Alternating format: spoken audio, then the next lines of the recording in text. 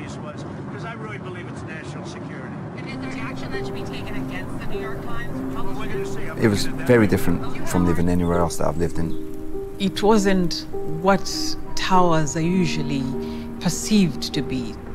People probably think everybody's benefits scrounge, are not working. It's just the stigma that council blocks have.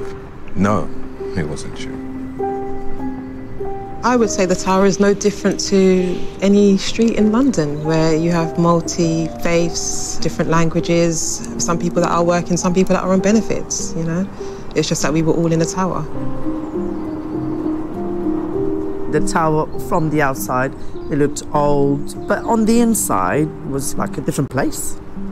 Friends and family, they used to come into our flat. The first thing they used to say, oh, I didn't realise it was like this. Once you're inside, you almost felt like you're connected to a different community. A different world, yeah. You have to make a place your own in order to feel comfortable in it, and we made it our own. At least I did. That was the place I grew up in, and to me it was a home. And it wasn't just a flat, it was people's homes. It was our home.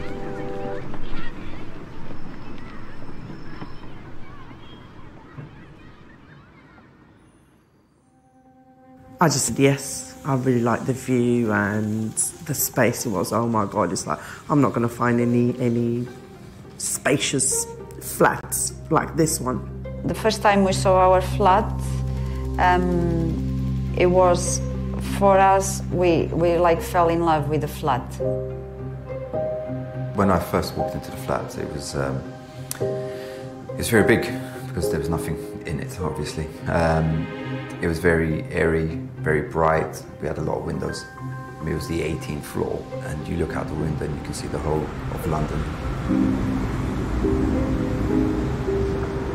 The views were absolutely spectacular. You know, there were certain days where you would look at it and you just stare and admire the beauty. I'd love to stand there and just look at planes, thinking, I wonder who's going where, and I wonder what they're going to do. Are they going for holiday? What are they going to do? You just stand there and let yourself go. This would have been our first permanent place, a place that you could decorate, a place that you're not going to be told that you need to move out next month. It was exciting, finally knowing that you're going to settle. You're not going to have to think about moving again. It was the first time we had something we could call our home. Our space. Our space. There was two things that the tower brought. It brought that sense of London because you could obviously see the whole landscape all around you and it was city the whole way through. But it was also a sense of freedom because on that level there was nothing in your way unless you looked down. It was almost like the whole world was there for us to go out and explore.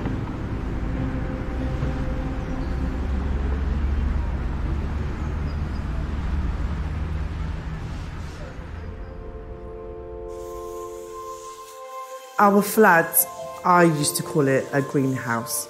You could feel the warmth coming in the living room. It was almost like a Madeira. Back home, my parents, they have this huge avocado tree. Personally, I don't like avocado, but he loves avocado. So he said, oh, let's try and have a tree, avocado tree. I said, oh, I don't think that is gonna, do much in a flat because, that's like in a tropical weather. But let's try. And oh my God, no one could touch that avocado tree. And it grew so much that it looked like a person with the arms open, asking you for a hug. We had a lemon tree, we had an orange tree, a lychee. The spiky one, it was yellowy, greeny. Portuguese ivy was really nice, it was like purpley with green. Yeah, we'd get excited over it as well. We'd call each other, oh, there's a new bud over here, and it's getting ready to open up. And we'd come over and have a little family congregation around the flower. Yeah. Sounds a bit weird. To be honest, I don't think there was any more space to put any more flowers. I don't know, it's more than a home even. It was a living place really for us. At the time, I was 7 months pregnant, boy, and the girl's very excited. Yeah, we were just waiting for the birth at that moment. Yeah.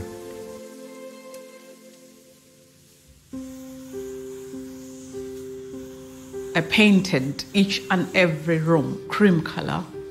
I put in African decorations, portrait sculptures, Maasai sculptures. When I'd started, and then at some point it would meet, and it'd create lots of flowers around my wall. But I never got to do that, unfortunately.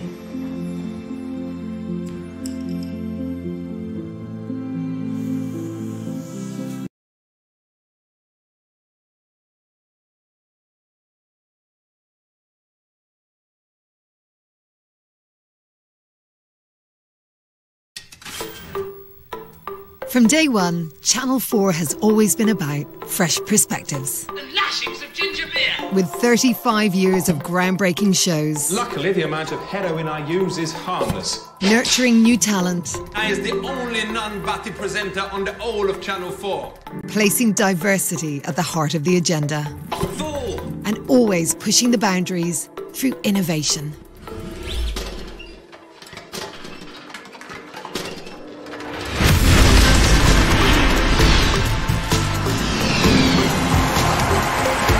Reaching millions of viewers. Welcome to the Great British Bake Off, filmed for the very first time in glorious virtual reality. It's a unique chance for you to get even closer to the action. Always entertaining. They've added a bit of banter to it, haven't they?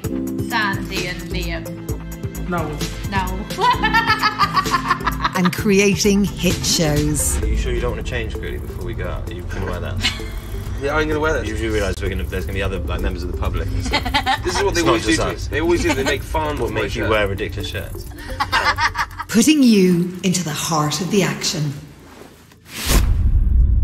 Look at the state of you! Talk!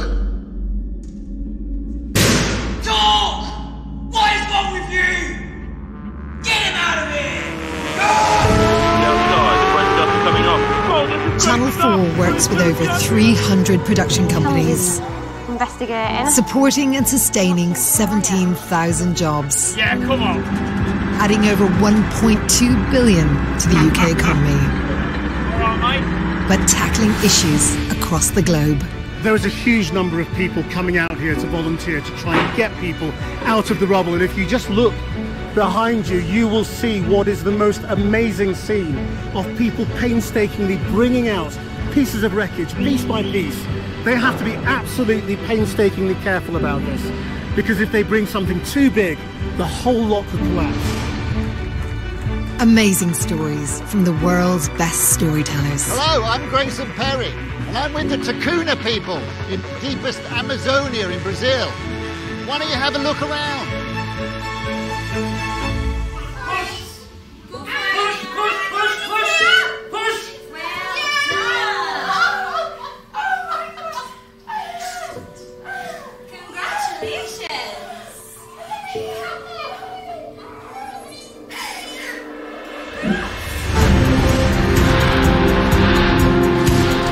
Channel 4, different with a purpose.